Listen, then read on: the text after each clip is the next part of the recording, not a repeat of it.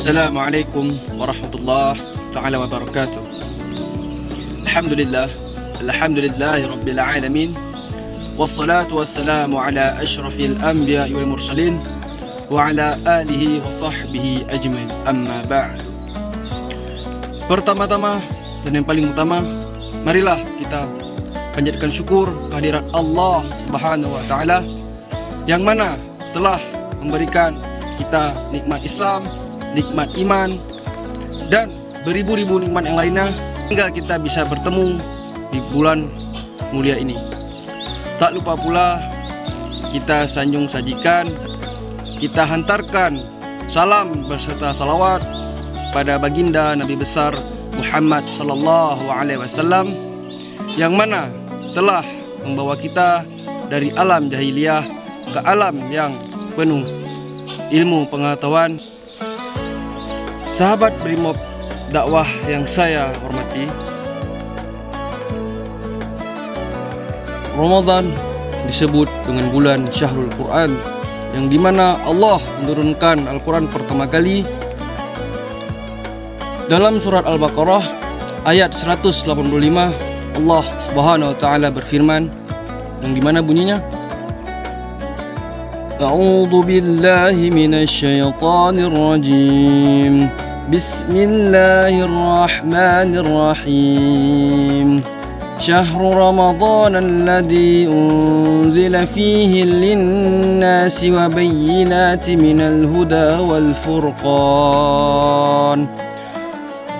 ومن كان مريضا أو على سفر فعدة من أيام أخر يريد الله بكم اليسر ولا يريد بكم العسر ولتكملوا العدة ولتكبروا الله على ما هداكم ولعلكم تشكرون. Yang artinya bulan Ramadan adalah bulan Syahrul Quran, yang dimana diturunkannya Al-Quran sebagai pedoman hidup bagi manusia.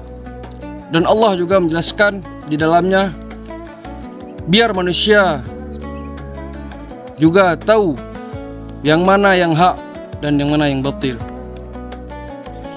Sebagai umat muslim, kita sudah sepatutnya mendekatkan diri pada Al-Quran di bulan yang mulia ini. Marilah kita dekatkan diri, kita memperbanyak membaca Al-Quran di bulan Ramadan ini.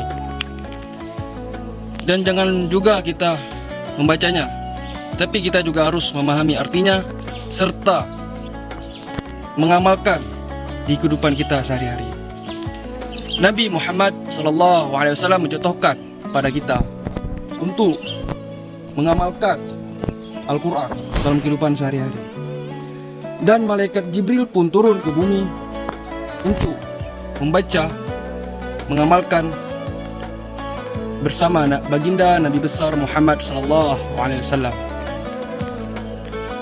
Jadi di kesempatan kita bulan Ramadan ini, marilah kita perbanyak ibadah, perbanyak sedekah, perbanyak sabar, dan perbanyak amalan ibadah lain yang dianjurkan oleh Allah Subhanahu wa taala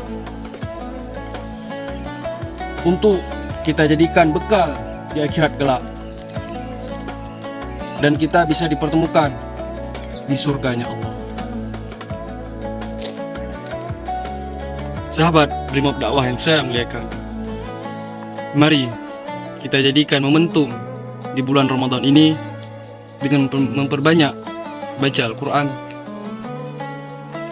memahami artinya, dan mengamalkan isinya di kehidupan sehari-hari, baik di kehidupan keluarga kita maupun kehidupan bersosial.